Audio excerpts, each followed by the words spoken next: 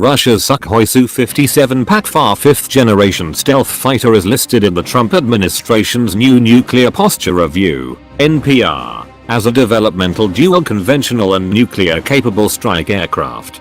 If the NPR is correct, the Su-57 could potentially supplant the Su-34 Fullback bomber, which is Russia's current nuclear capable strike aircraft, for intermediate range missions against heavily defended airspace.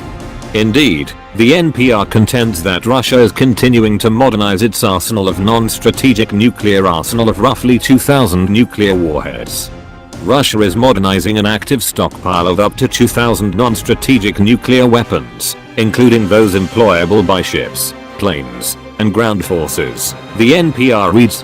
These include air-to-surface missiles, short-range ballistic missiles, gravity bombs, and depth charges for medium-range bombers, tactical bombers, and naval aviation, as well as anti-ship, anti-submarine, and anti-aircraft missiles and torpedoes for surface ships and submarines, a nuclear ground-launched cruise missile in violation of the 1987 INF Treaty, and Moscow's anti-ballistic missile system.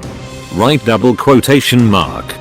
The NPR posits that the Russians place a premium of nuclear weapons due to Moscow's de-escalation doctrine, which is why the administration is seeking to build new types of American non-strategic nuclear arms. These supplements will enhance deterrence by denying potential adversaries any mistaken confidence that limited nuclear employment can provide a useful advantage over the United States and its allies, the NPR states. Russia's belief that limited nuclear first use, potentially including low-yield weapons, can provide such an advantage is based, in part, on Moscow's perception that its greater number and variety of non-strategic nuclear systems provide a coercive advantage in crises and at lower levels of conflict. Right double quotation mark. Many Russia experts such as Oleika have cast doubt upon the notion that Moscow has lowered its nuclear threshold. Oleika notes that Russian military strategy documents from 2010 actually tighten the Kremlin's policies on the use of nuclear weapons.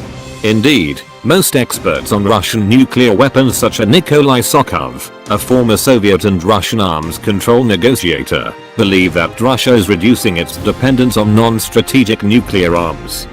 Nonetheless, it is true that Russia maintains a significant non-strategic nuclear arsenal and a significant portion of those weapons can be delivered by air, even if not specifically by the Su-57 as posited in the NPR. We do have nuclear bombs for tactical aircraft and air-launched tactical nuclear missiles as well. And there are ALCMs, air-launched cruise missiles, and a development that will be used by tactical aircraft, Vasily Kashin, a senior fellow at the Center for Comprehensive European and International Studies at Moscow's Higher School of Economics told the National Interest. But I do not remember Su-57 being specifically mentioned.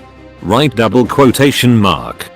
Russia's X-50 air-launched cruise missile might fit into the Su-57's weapons base, Kashin said.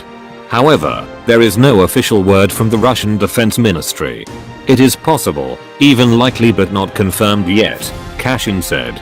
Right now, however, the main Russian threat nuclear air delivery platform is the Sukhoi Su-34. That will probably remain the case for some time to come.